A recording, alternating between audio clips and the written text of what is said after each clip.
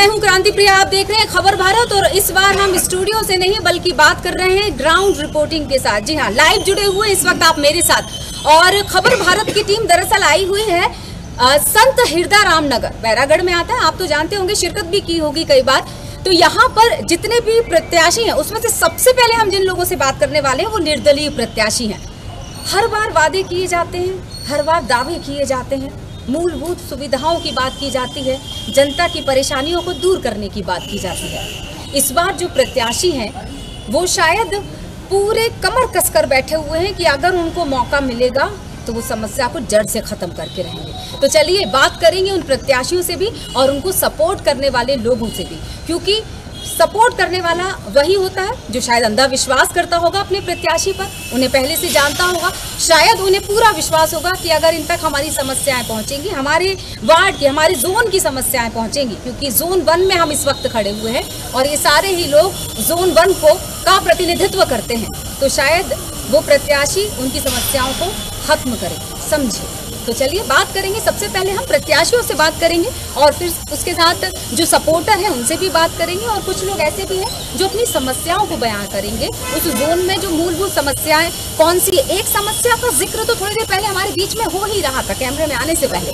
वो कह रहे थे कि नर्मदा का जो पानी है, जो जल है, वो उन तक पहुँच ही नहीं पा रहा। ऐसी कई समस्याएं, अब तो बारिश शुरू हो गई है तो बहुत सारी समस्याएं तो यूं ही पोल खुलने वाली है। तो चलिए सबसे पहले हम बात करेंगे, हमारे साथ जुड़े हुए हैं प्रत्याशी इस जोन 1 के।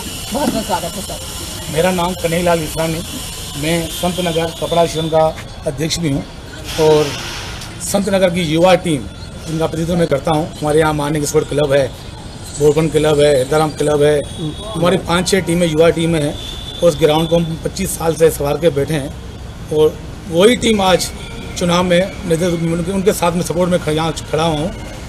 हमारे वार्ड नंबर 4 का दुर्भाग्य है कि 2004 में जो प्रत्याशी था आज 22 में वो ही हुआ है। संगठन में युवा टीम की कोई वैल्यू नहीं हो रही है।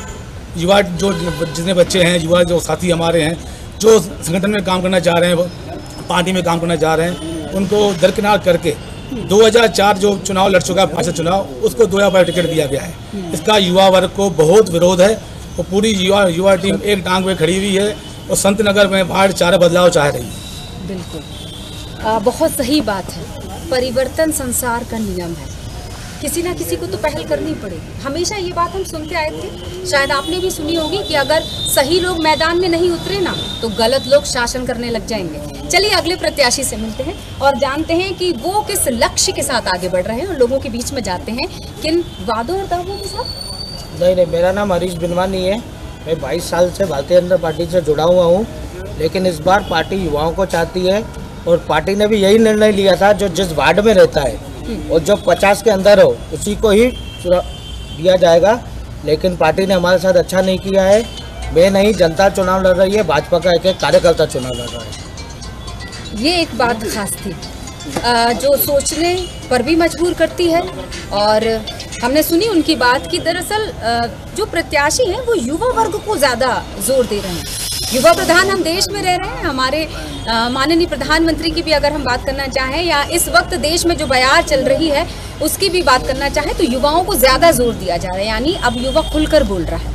तो अब प्रत्याशी को भी उतनी ही प्रमुखता के साथ, उतनी ही ताकत के साथ मैदान में उतरना पड़ेगा, क्योंकि अब जनता तो सवाल करेगी। कहा था ना, जनता के लिए, जनता के द्वारा और जनता के प्रति जो दायित्व है वो उनको निभाना ही पड़ेगा। अगले प्रत्याशी से हम मुलाकात करते हैं और सबसे पहले हम प्रत्याशियों से ही मिल रहे हैं, तो जानते हैं हम इनका क्या लक्ष्य है। मेरा नाम किशोर साधवानी है, मैं निर्दलीय के रूप में वार्ड नंबर 4 से प्रत्याशी हूँ और मैं काफ़ी संस्थाओं से जुड़ा हुआ हूँ। लेकिन मैं तो एक ही लक्ष्य था मैदान में होता हूँ कि मुझे जनता की सेवा करनी है, क्योंकि मैं वार्ड नंबर 4 में 20 साल से, मेरा जन्म ही मेरा वार्ड नंबर 4 में हुआ है और मैं वैसे भी जनता की सेवा करता रहता हूँ। मैं जो समस्या दिखती है, मूलभूत समस्या है, वैसे भी जो समस्या है मैं उनकी सेवा करता रहता हूँ। मैं एक ही लक्ष्य से चुनाव लड़ रहा हूँ कि मुझे जनता की सेवा करनी है। मुझे किसी पार्टी से विशेष मतलब नहीं है, मुझे सिर्फ और सिर्फ जनता से मतलब है कि अगर मुझे जनता चुनाव जिताती है तो मैं उन तक घर तक पहुँचकर मैं उनकी सेवा करूँगा। इसी लक्ष्य के साथ ही मैदान में उतरता हूँ। बहुत बहुत शुक्रिया। मतलब जहाँ जन्म लिया वहीं के क्षेत्र को संवारने का इनका लक्ष्य है, जनता की सेवा, सभी का संकल्प। अब हम कुछ ऐसे लोगों से बात करने वाले हैं, कुछ निर्दलीय को सपोर्ट भी कर रहे हैं, जैसे कुछ प्रत्याशियों की सपोर्ट में आए हैं लोग। ये एक बेहतरीन बात हम कह सकते हैं, इसलिए क्योंकि बिना सहयोग के किसी भी संकल्प को पूरा नहीं किया जा सकता। तो देखते हैं किस तरह का सहयोग मिल रहा है और इस सहयोग करने के पीछे का कारण क्या हो सकता है। तो आपसे शुरू करते हैं सर। नमस्ते, मैं वर्तमान में वार्ड नंबर 5 में निवास करता हूँ। जी। हमारा मेन जो फोकस है वो है मूलभूत समस्याएं। मूलभूत समस्याएं आदमी की कचरा, रोड, खाने पीने की, मेडिकल, कुछ ऐसी समस्या हैं जो वर्तमान में सभी व्यक्तियों तक नहीं पहुंच पा रही हैं। हमारी कोशिश यही रहेगी कि हमारा जो कैंडिडेट हो वो इन मूलभूत समस्याओं पर ध्यान दे और उन मूलभूत समस्याओं को ख़त्म करे। इसी कारण से हम लोग आज की तारीख में हमारे कैंडिडेट को सपोर्ट करने के लिए भेजे। बहुत बहुत शुक्रिया सर। और दर्शकों को बताना चाहेंगे कि हमारे बीच में कांग्रेस प्रत्याशी, महापौर की भोपाल से कांग्रेस प्रत्याशी विभा पटेल जी का आगमन हो चुका है। खबर भारत से सीधे जुड़ी हुई है विभा पटेल जी, हम स्वागत करेंगे हमारी टीम। बहुत बहुत शुक्रिया मैम, आपने समय निकाला और खबर भारत के साथ चर्चा के लिए, क्योंकि अब आपको जनता सुनने वाली है। देख सकते हैं विभा पटेल जी अपनी पूरी टीम के साथ है। हमारे साथ पहले से ही बहुत सारे लोग यहाँ मौजूद हैं, निर्दलीय टीम यहाँ पर मौजूद है, अब कांग्रेस टीम भी है। तो अब देखना ये होगा कि कौन सी टीम किस पर भारी पड़ती। तो चलिए पहले हम मुखातिब होते हैं विभा जी से। एक खूबसूरत दिन है आज, फादर्स डे, और फादर्स डे पे माँ का आगमन कहा जाए। तो सबसे पहले तो आप क्या कहना चाहेंगे इस विशेष अवसर पर, और दूसरा विशेष अवसर कि आप यहाँ पर? देखिए, हमारी संस्कृति में तो हमेशा माता पिता पूजनीय रहे। तो दिन तो अपनी जगह है, लेकिन हमें जो सिखाया गया, जो हमारी संस्कृति कहती है कि हम हमेशा माता पिता के आशीर्वाद से काम आगे करें। माता पिता का आशीर्वाद हम सब पर बना रहे। और वो माता पिता एक ऐसी शख्सियत होते हैं जो हमेशा, चाहे कितनी भी हम लोग बड़े क्यों ना हो जाएं, उनका आशीर्वाद की जरूर हमें हमेशा आवश्यकता रहती है। जोन 1 की अगर हम बात करना चाहें विशेष रूप से, क्योंकि जिस वक्त अभी हम यहाँ पर खड़े संत हिरदाराम नगर जोन 1 पर हैं और प्रत्याशी भी हैं यहाँ पर, सपोर्टर हैं बहुत सारे लोगों के। अब कांग्रेस के सपोर्टर की अगर मैं बात करना चाहूँ, पहले तो मैं सर से बात कर लेती हूँ कि क्या आपको लगता है कौन सी पार्टी का पलड़ा भारी, जनता की जो मूलभूत समस्या है? नंबर 5 से उम्मीदवार है अशोक जी उम्मीदवार हैं और वार्ड नंबर 5 से हैं, और जानते हैं कि वो किस टारगेट को लेकर, लक्ष्य को लेकर, संकल्प को लेकर, समस्याओं के समाधान को लेकर आगे बढ़ रहे हैं। संतनगर की जोन 1 की बात की जाए तो विगत कई वर्षों से भारतीय जनता पार्टी की नगर निगम में परिषद थी। इस परिषद के माध्यम से जो काम संतनगर में होना था वो परिषद कर नहीं पाई। पूर्व में हमारे 2 मेयर माननीय सुनील सूद जी, विभा पटेल जी के द्वारा जो संतनगर में कार्य किए गए थे। इसके अलावा आपने देखा होगा पूरा संतनगर सड़कों के मामले में क्षतिग्रस्त है, पानी के मामले में सारा नेटवर्क फेल है। संतनगर की जनता पानी के लिए त्राहिमाम कर रही है। आप विगत 3 महीनों के अगर पेपर देखेंगे तो रोज कहीं ना कहीं पानी को लेकर जन आक्रोश सड़कों पर देखा। बिजली के माध्यम में सरकार फेल है। 20 साल से लगातार भाजपा का शासन होने के बाद हम संतनगर वाले ऐसा महसूस करते हैं कि हम किसी दूर दराज इलाके में, ग्रामीण क्षेत्र में निवास कर रहे हैं। तो सरकार को जन सुविधा की मुहैया देनी थी, वो कर नहीं पाई है। हमारा एक इलेक्शन में विभा पटेल जी जब महापौर बन के इस संतनगर में प्रवेश करेगी, संतनगर में पानी की जो लाइन है कई वर्षों पुरानी, उसको सबसे पहले बदला जाएगा। BRTS का मामला उसे हटाया जाएगा। तो व्यापारियों की कई दिनों से यातायात की एक समस्या है संतनगर की, उस समस्या का भी हम निराकरण करने की कोशिश करेंगे। और साथ साथ महापौर जी से वचन भी लेंगे कि संतनगर पे आप विशेष कृपा बना के रखिए। जो बजट संतनगर को आज तक दिया जा रहा था भेदभावपूर्ण, उसको हटाते हुए संतनगर के लिए एक अलग से बजट मिले, जिससे हम संतनगर का समुचित विकास कर सकें। बहुत बहुत शुक्रिया। और जिस तरह से विभा मैम से हम बात करना चाहेंगे, लेकिन चूंकि निर्दलीय प्रत्याशी हमारे बीच में है, तो एक मुझे ऐसा लगता है दोनों से ऐसी समस्या, देखिए भगवान भी कहते हैं ना कि जब समस्या बढ़ जाती है तो आंखों से पानी बहता है। तो मुझे ऐसा लग रहा है कि ईश्वर भी अब यही कह रहा है कि लोगों की समस्याओं को खत्म कीजिए। मैम से शुरू करते हैं, फिर मैं उसी समस्या को लेकर आपके पास भी आने वाली हूँ। मैम, मालती जी ने एक बात कही थी जब नामांकन फॉर्म भरने जा रही थी। उन्होंने कहा कि विभा पटेल जी की राज में जब वो महापौर थी काफ़ी भ्रष्टाचार हुआ, और अगर उनको मौका मिला तो वो उस भ्रष्टाचार को खत्म करना चाहेंगी जो लगातार चल रहा था। कितना आरोप सही होगा? देखिए, उन्हें शायद पता नहीं है कि पिछले 15 साल से प्रदेश में भारतीय जनता पार्टी का शासन है और 10 साल से भारतीय जनता पार्टी के महापौर नगर निगम में बैठे हैं। तो तो इसका मतलब तो जो उन्होंने कहा कि भ्रष्टाचार हटाएंगी, इसका अर्थ ये है कि वो भारतीय जनता पार्टी के जो महापौरों ने भ्रष्टाचार किया है उसे वो हटाने वाले हैं। मेरा तो मानना ये है कि हमें ईमानदारी से प्रयास करने चाहिए, और पिछली बार भी हमने जो भी बातें कही थी वो सारी की सारी बातें हमने पूरी की थी, और इस बार हमने स्पष्ट किया है अपनी घोषणा पत्र में कि संपत्ति कर और जल कर का जो बोझ जनता के ऊपर पड़ रहा है उसे हम युक्तिकरण कर आधे तक करने का प्रयास करेंगे, कम करेंगे, जनता पर बोझ कम, हर टैक्स का बोझ कम करेंगे। इसी के साथ साथ नर्मदा जल, जो चाहे बैरागढ़ हो, पुराना भोपाल हो या नई विकसित होती हुई कॉलोनियाँ हैं, वहाँ नहीं पहुँच पा रहा है, उस डिस्ट्रीब्यूशन को सही किया जाएगा और सभी जगह पर नर्मदा जल पहुँचाया जाएगा। इसके साथ ही हमारे शहर के जो रहने वाले लोग हैं वो स्मार्ट सिटी के नाम पर उन्हें बेवकूफ़ बनाया जा रहा है। हम लोगों का प्रयास होगा कि जो योजनाएं बने वो समन्वित योजनाएं बने। पहले भी मैं जब महापौर बनी थी तो बैरागढ़ में मैंने अलग से यहाँ काम कराया था, चाहे सड़कों का निर्माण हो, बैरागढ़ आवर्धन योजना हम पानी के समस्या के निराकरण के लिए लाए थे, और यहाँ पर हमने लगातार विकास करने का प्रयास किया। मुझे तो इस बात की खुशी है कि उस दौरान भी मैंने काम किया था और जनता मुझे फिर मौका देगी और फिर काम करेगी। बिल्कुल, क्योंकि इस बार तो अब जनता के हाथों में ही है, पूरा दारोमदार जनता के कंधे पर ही है पूरी जिम्मेदारी, वो किसको चुनती, यानी इस बार चुनौती कड़ी होने वाली है। चूँकि मैंने बात की थी कि हम निर्दलीय प्रत्याशी से भी एक सवाल रखने वाले हैं। एक बड़ा मुद्दा उठा था व्यापारी संघ का, कपड़ा संघ का, टैक्स को लेकर। अभी मैम ने बात की कर को लेकर, बहुत परेशान रहे, मीडिया ने बहुत इस मुद्दे को उठाया, आपके इस आवाज़ को उठाया।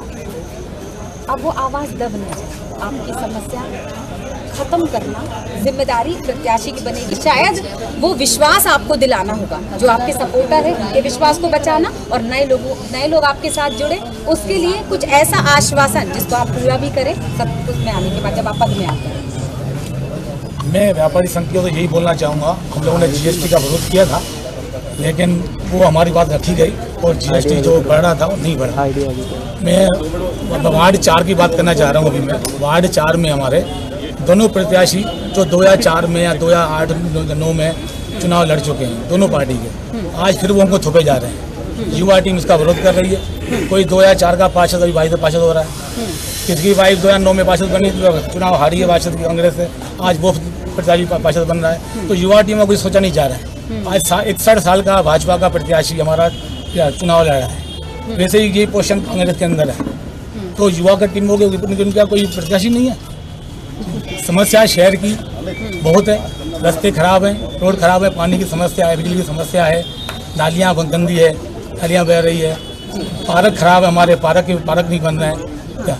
सबको बनवाना है और युवा टीम आएगी तो सबका विकास करेगी। सबका साथ और सबका विकास, ये जो हम सुनते चले आ रहे हैं वाक्य, एक जो इन्होंने बातें कही, एक आप कितनी सहमत हैं, दूसरा कि समस्याएं कल भी थी आज भी हैं, लेकिन भविष्य में ना रहे, इसको सुनिश्चित करना होगा।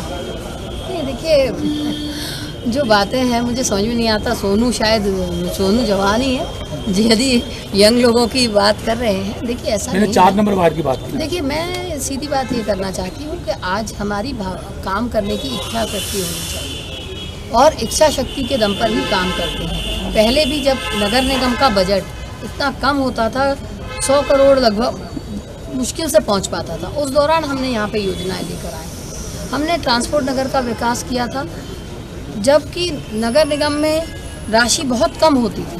लेकिन आज जिस तरह से पूरे शहर में हम अवैध कॉलोनियों की बात करें, पेयजल की मैंने पहले भी बात की, हमने ये स्पष्ट किया है कि जो समस्याएं हैं उनको प्राथमिकता के तौर पर निराकरण किया जाएगा, समयबद्ध सीमा में किया जाएगा। अवैध कॉलोनियों को हम लोग वैध भी करेंगे, लेकिन समस्याएं आज देखिए आप, नगर निगम का कौन सा विभाग कहाँ पे है ये जनता को पता ही नहीं है। वो अपनी समस्या लेके जाता है, इधर उधर भटकता रहता है। समस्याओं का निराकरण हम लोग समयबद्ध सीमा में करेंगे और हमारा शहर सुव्यवस्थित बने, सुंदर बने और सुरक्षित बने, यही हम लोगों की भावना है। एक महत्वपूर्ण चीज़ और, भ्रष्टाचार को खत्म करने के साथ ही अतिक्रमण को लेकर भी, जो क्योंकि बुलडोजर मामा इस वक्त पूरे प्रदेश में छाए हुए हैं और शायद यही शब्द देश भर में भी छाया हुआ है, तो आपको क्या लगता है, अतिक्रमण हटाने के लिए बुलडोजर का ही इस्तेमाल किया जाना चाहिए या सड़कों को सुंदर बनाना, बिना गड्ढों की सड़कें? क्योंकि एक आम आदमी से, मैं एक आम नागरिक की तरह अगर आपसे ये सवाल रखना चाहूँ कि हम लोग कब पूरे ही शहर में सुंदर सड़कों के साथ, बिना गड्ढे वाली सड़कों के साथ, बिना ये सोचे कि अब बारिश आने वाली, अब फिर से गड्ढे हो जाएंगे, सड़कों का हाल बेहाल हो जाएगा, आप मेरे सवाल का क्या जवाब देंगे?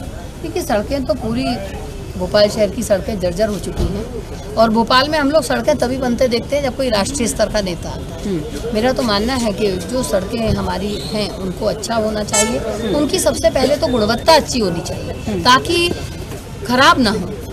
वो हम लोग सड़कें तो बनाएंगे ही, लेकिन इसके साथ मैंने पहले भी कहा कि इच्छा शक्ति की बहुत आवश्यकता होती है। भारतीय जनता पार्टी के जो लोग भी थे उन्होंने किस तरह से काम किया ये सारी जनता के सामने है। लोगों ने किस तरह से किसका विकास किया ये भी एक बहुत बड़ी बात है।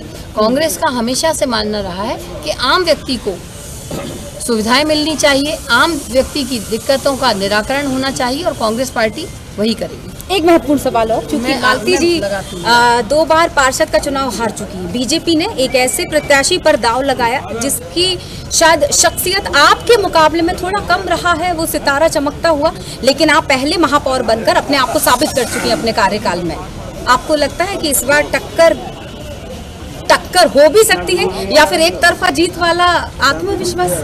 नहीं, देखिए, चुनाव तो चुनाव होता है और कांग्रेस पार्टी किसी भी चुनाव को हल्के में नहीं लेती है। हम लोग भी पूरी मजबूती के साथ, हमारे पार्षद प्रत्याशी पूरी मजबूती के साथ वार्डों में लड़ रहे हैं और भारतीय जनता पार्टी की तो ये आदत पड़ी हुई है कि प्रशासन का दुरुपयोग करें, जनता को भ्रमित करने का प्रयास करें, लेकिन जनता इस बार बहकावे में आने वाली नहीं है। वो अपने बीच से योग्य लोगों को चुनेगी जो काम कर सकें, उनकी समस्याओं का निराकरण कर सकें। जी, बहुत बहुत शुक्रिया। सोनू जी,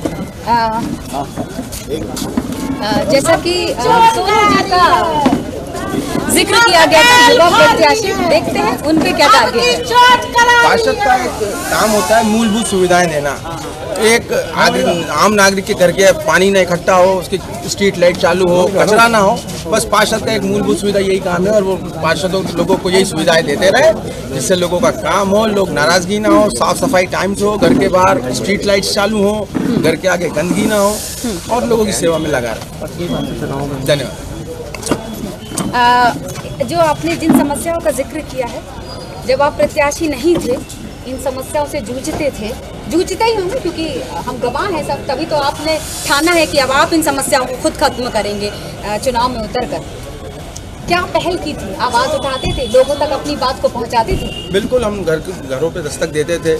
जो लोगों की मूलभूत सुविधाएं, घर के बाहर कचरा ना हो, ड्रेनेज सिस्टम साफ हो, स्ट्रीट लाइट चालू हो, जो संबंधित अधिकारी होते थे हम उनको फ़ोन करते थे, उनको खबर करते थे कि यहाँ लोगों के यहाँ ड्रेनेज सिस्टम भरा हुआ है, दिक्कत है, ये आप साफ सफाई कराएं और इसी से हमको प्रेरणा मिली और हम काम करने के लिए प्रतिबद्ध हैं। जी, आपकी पत्नी भी प्रत्याशी है? मेरी पत्नी प्रत्याशी है। आपकी पत्नी प्रत्याशी है, बिल्कुल, यानी उनके सपोर्ट में आप उतरे हैं।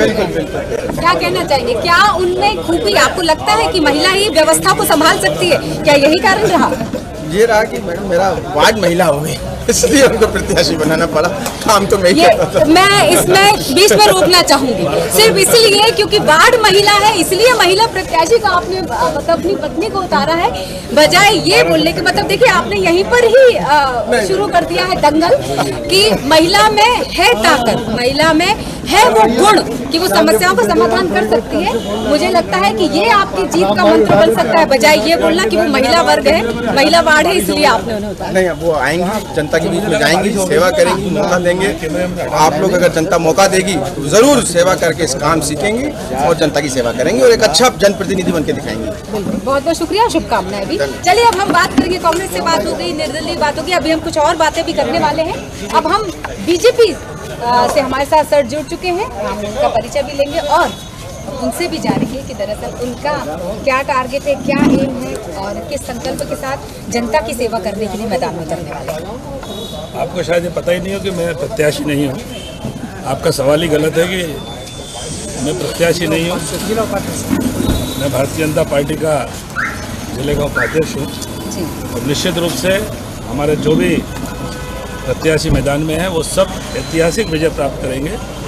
भारतीय जनता पार्टी विकास के आधार पर, विश्वास के आधार पर जनता के बीच में जाती है और उस आधार पर हमें पूरा भरोसा है कि हमारे सारे प्रत्याशी भारी बहुमत से चुनाव जीतेगा। चलिए एक मिनट, मैं अपना सवाल घुमा देती हूँ सर। मुझे करेक्ट किया, बहुत अच्छी बात। मैं अब इस कान को घुमाकर पकड़ती हूँ। अगर आप प्रत्याशी होते तो एक प्रत्याशी में जनता किन गुणों का बखान देखना चाहती है, किन गुणों का समावेश देखना चाहती है, और आप अपने प्रत्याशियों को जो सपोर्ट कर रहे हैं, आपका अनुभव मिलता होगा, आपने बताया आप इतने बड़े पद पर वहाँ पर हैं, तो अपने प्रत्याशी को क्या खास बातें बोलती है कि वो जनता के बीच में जब जाएं तो उनकी उस समस्या को ध्यान में रखें और जब मौका मिले तो उसे बुलाएं? देखिए, भारतीय जनता पार्टी कांग्रेस की तरह केवल सिर्फ चुनाव के समय जनता के बीच में नहीं जाती। हम पूरे समय जनता के बीच में रहते हैं, पूरे समय जनता के बीच में काम करते हैं, जनता की समस्याओं को सुनते हैं, उनको निराकरण करने का काम करते हैं। और भारतीय जनता पार्टी का यही तो एक संगठन है कि हम हमेशा जनता के साथ रहते हैं और जनता के बीच में रहते हैं और जनता के काम के लिए रहते हैं। तो हमारा को जनता का जो विश्वास है वो हमेशा रहता है। कांग्रेस की तरह नहीं है कि चुनाव आए तो बहुत सारे लोग दुपट्टा डाल करके कांग्रेस के कार्यकर्ता बन करके जनता के बीच में जाते हैं। हम लोग पूरे समय जनता के बीच में रहते हैं और हमेशा जनता के बीच में काम करते रहते हैं। इसलिए हमारे लिए चुनाव के समय कोई अलग से जनता के बीच में जाने का हमारा विषय नहीं है, ये कांग्रेस का विषय हो सकता है। हम हमेशा जनता के बीच में रहते हैं, चाहे चुनाव हो या चुनाव ना हो। एक ज्वलंत सवाल है सर, आपसे कर लेती है, क्योंकि जनता का ख्याल तो आप रख ही रहे हैं, आपकी पार्टी रख ही रही है, प्रदेश की सरकार है बीजेपी की भाई। फिर पुराने कार्यकर्ता क्यों छोड़कर जा रहे हैं पार्टी को? नहीं, कोई कार्यकर्ता पार्टी छोड़ के नहीं गया। कार्यकर्ता आधारित दल है, दल बड़ा है। निश्चित रूप से जब कोई निर्णय होता है, अगर मैं गलत नहीं हूँ, राकेश यादव उनका नाम है जिन्होंने हाल ही में पार्टी छोड़ी है। देखिए इतने बड़े दल में अगर कोई एक आध दो कार्यकर्ताओं की नाराजगी है तो हमारा संगठन उनसे भी बात करके उनको। रघुनंदन शर्मा जी ने भी पार्टी छोड़ी थी, यही कहा था कि वहाँ के कार्यकर्ताओं की बातों को सुना नहीं जा रहा। पुराने कार्यकर्ता, अनुभवी कार्यकर्ता, जो एक अच्छा मूल मंत्र, एक अच्छा सुझाव, शायद समस्या का जड़ से समाधान बता सकते हैं, लेकिन उनकी बातों आप कौन से रघुनंदन शर्मा जी की बात कर रहे हैं? वही रघुनंदन शर्मा जी जो बैरागढ़ में जाने जाते हैं। मुझे लगता है जैसे सिर्फ आपका नाम ही काफी है, वैसे उनका नाम भी काफी है। नहीं, चूंकि हमारे रघुनंदन शर्मा जी हमारे पूर्व सांसद भी हैं, मैं समझा शायद आप उनके विषय में बात कर रहे हैं। इस नाते मैंने आपसे पूछा कि आप कौन से रघुनंदन शर्मा जी की बात कर रहे हैं। और रघुनंदन शर्मा जी हमारे वरिष्ठ नेता हैं जिनका आपने नाम लिया, और वो उनकी लड़ाई हमेशा हिंदुत्व की लड़ाई रही है। वो बजरंग दल में भी काम किए हैं, भारतीय जनता पार्टी में भी काम किए हैं, लेकिन वो हिंदुत्व को लेके काम करते हैं। उनका कोई राजनीतिक पृष्ठभूमि नहीं है, ना वो राजनीतिक रूप से वो कोई काम करना चाहते हैं। वो जो कुछ भी काम करते हैं वो हिंदुत्व के ऊपर काम करते हैं, और निश्चित रूप से उनका हमको समर्थन भी मिलेगा। और हिंदुत्व की जो उनकी लड़ाई है, जो भाजपा जिस हिंदुत्व को लेके काम करती है, उसमें उनका हमेशा हमको सहयोग रहता है। एक उदाहरण मैं आपको बिल्कुल नजदीक से दे देती हूँ। ये जो खड़े हुए हैं सज्जन, उन्होंने हाल ही में पार्टी छोड़ी। आप इनको जानते होंगे? जानते अच्छे से, क्योंकि हर अधिकारी, मतलब हर ऊंचे पद पर बैठा हुआ जो जिम्मेदार व्यक्ति होता है, वो अपने अधीन काम करने वाले लोगों की शक्ल भी पहचानता है, नाम भी पहचानता है। हमारे अधीन काम नहीं करते, हमारे साथ काम करते हैं वो। ये तो बहुत खूबसूरत संदेश आपने दिया कि जूनियर्स कभी भी अधीन नहीं होता, साथ ही होता है। तो क्या कारण हो सकता है, पहले उनसे जानती हूँ वो कारण, और फिर आपसे इसका जवाब ले लूँगी। देखिए, साथी तो सभी रहते हैं साथ के, और कब साथ छोड़ जाएंगे भरोसा भी नहीं है। वैसे जो भारतीय जनता पार्टी के जो कार्यकर्ता हैं, जो ज़मीन से जुड़े हुए कार्यकर्ता से, जो बचपन से लेकर जवानी तक जिन्होंने भारतीय जनता पार्टी के लिए काम करा, जैसे कोई माता पिता बुढ़े हो जाते हैं और बच्चे नालायक होते हैं, तो भारतीय जनता पार्टी कुछ सदस्य ऐसे नालायक हैं जिन्होंने अपने भारतीय जनता पार्टी कार्यकर्ता को छोड़ा बेसहारा। क्या यही कारण है आपके जाने का? यही बहुत से कारण हैं, इनमें से एक कारण ये है। मेन कारण तो ये है अनदेखी की गई है कार्यकर्ताओं कुछ लोगों द्वारा। ठीक है, उनको भी इसका जवाब दिया जाएगा, इन 6 बातों में जवाब भी दिया जाएगा और अगले विधानसभा में भी जवाब दिया जाएगा। तो आपने अपनी ही पार्टी से सवाल किया? अपनी ही पार्टी से सवाल कर रहे हैं। मैं आपको मौका देती हूँ, खबर भारत मौका देता है, क्योंकि सर भी यहाँ पर खड़े हुए हैं और सवाल करता भी यहीं पर है, जवाब देने वाले भी यहीं पर। कीजिए, आप उनसे क्या सवाल करना चाहते हैं? देखिए, मैं क्यों सवाल करूँ? आप सवाल नहीं करेंगे तो वो जवाब मेरे ऊपर वरिष्ठ लोग बैठे हैं। ये है ना वरिष्ठ, मंडल अध्यक्ष को लाइए, जिला अध्यक्ष को लाइए, प्रदेश अध्यक्ष को लाइए, राष्ट्रीय अध्यक्ष को लाइए। ये भी बड़ी पोस्ट में है, ये भी बड़े पद पर है पार्टी में। बड़े पद पे हैं, वो जिले के हैं। और जो भारतीय जनता पार्टी के अंदर नियम है, मंडल अध्यक्ष, जिला अध्यक्ष, प्रदेश अध्यक्ष, राष्ट्रीय अध्यक्ष। ये सारा संदेश उन लोगों के लिए जी। देखिए, प्रदेश अध्यक्ष यानी वी.डी. शर्मा जी की अगर हम बात करना चाहें, उनसे बात करेंगे, वो चर्चा करेंगे तो चर्चा करेंगे, वो पार्टी के सदस्य होंगे। आपको लगता है कि जिस तरह से आपने कहा कि प्रदेश अध्यक्ष को बात सुननी चाहिए, आप सवाल उनसे करना चाहते हैं। मैं तो इसका सबसे करना मतलब चाहता हूं कि आप लोग जो भी कार्यकर्ता छोड़कर गए हैं या मन बना रहे हैं छोड़ने का, तो प्रदेश अध्यक्ष को बात करनी चाहिए सभी से। सबसे पहली जो गलती है वो है मंडल अध्यक्ष की।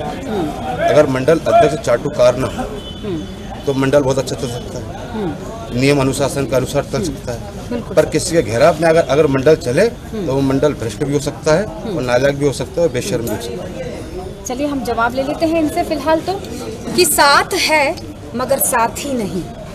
आप समझ गए होंगे इस लाइन का मतलब कि ऐसे लोग जिनकी नाराजगी है, लेकिन कुछ लोग रुके हुए हैं अभी भी पार्टी में कि शायद अपना टाइम हमारा आएगा। वरिष्ठ नेतृत्व है, उन लोगों से चर्चा करेगा, उनसे बात करेगा जो इसके लिए जिम्मेदार व्यक्ति हैं पार्टी में। वो जैसा बताया कि मंडल अध्यक्ष है, जिलाध्यक्ष है, प्रदेश अध्यक्ष है, भारतीय जनता पार्टी में अध्यक्ष व्यवस्था है और उस व्यवस्था के अंतर्गत वो भी अपनी बात रखेंगे और पार्टी भी उनसे बातचीत करेगी।